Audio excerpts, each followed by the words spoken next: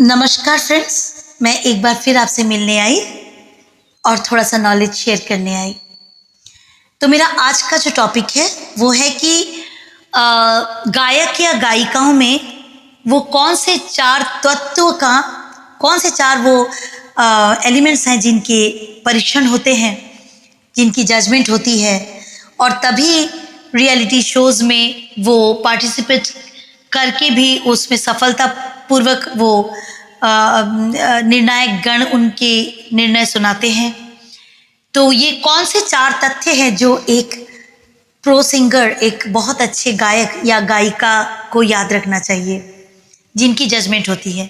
मैं इस तर्क में बिल्कुल भी नहीं जाऊंगी कि कोई बच्चे को अगर आप स्टेज फ्री करना चाहें तो आप उसको ऐसे ही भेज रहे हैं, या कोई बड़े भी अगर अपने मन से जाते हैं तो मैं आपको कि इस तरह की बातों को मैं टोकना नहीं चाहती, मैं बिल्कुल भी रोकूंगी भी नहीं और मेरा हक भी नहीं है। आपकी ज़िंदगी आप जैसा चाहे जिए, लेकिन मैं आज जो विषय लेकर के आई हूँ कि वो कौन से गुण चार होने चाहिए एक सिंगर में, एक बहुत अच्छे सिंगर में, और जिनका परीक्षण होता है, जजमेंट होती है किसी जज के द्वारा।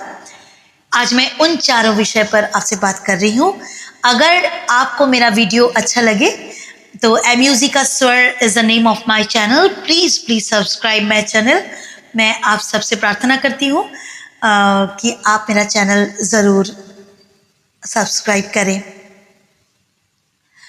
तो एक गायक या गायिका में सबसे पहला जो गुण होना चाहिए या जिसकी जजमेंट होती है वो है स्वर का नॉलेज, जो मैं पहले भी वीडियो में बता चुकी हूँ कि गाना सीखने के लिए भी आपको ऑडिशन जब आप दें तो स्वर का नॉलेज अगर हो भी जाता है तो आपको बेसिक जो है क्लासिकल म्यूज़िक आपको ज़रूर सीखना पड़ेगा, या फिर अगर आप वेस्टर्न सीखें तो उसी तरह का आपको तैयारी करनी पड़ेगी जिसमें वेस्टर्न नोट्स आपको सिखाए जाएं, जो बेसिक है।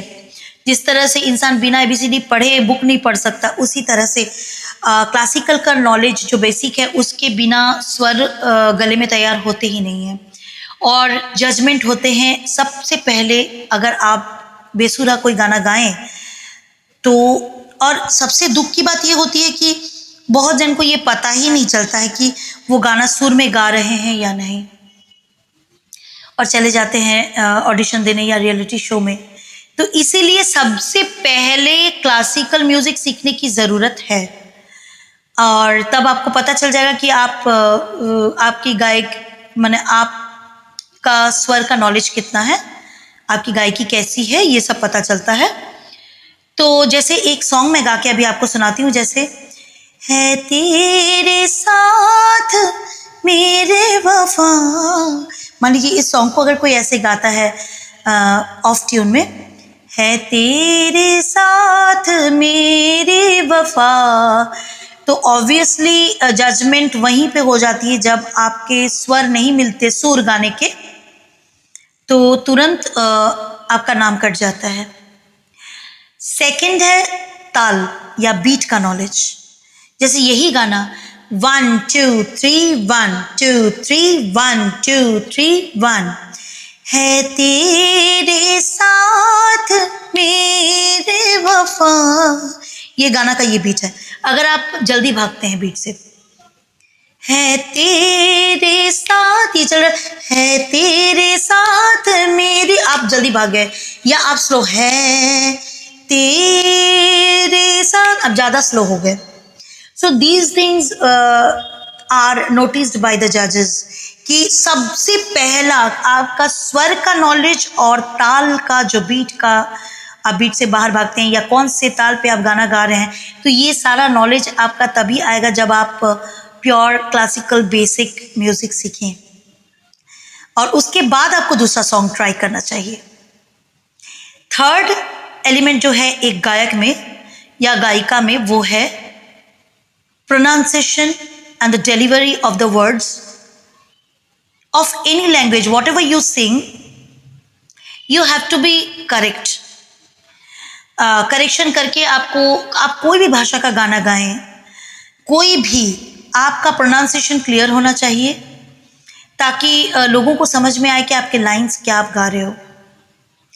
हमेशा मेलोडी की ज़रूरत नहीं होती, उसके मैं आगे वाला पॉइंट में बता रही हूँ। तो थर्ड है pronunciation, and the fourth is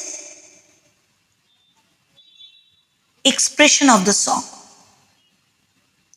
अभी जैसे मैं कुछ उदाहरण दूंगी आपको, जैसे बेगम अख्तर जी थे या सुरैया जी थे, और उसके बाद लता मंगेशकर जी आए, आशा भोसले जी आए, या फिर गीता दत्त जी थे, और उसके बाद आज के ज़माने के कैलाश खेर जी हैं, अरिजीत सिंह हैं, या AR रहमान की म्यूज़िक वो डायरेक्टर हैं, सॉन्ग भी उनका है।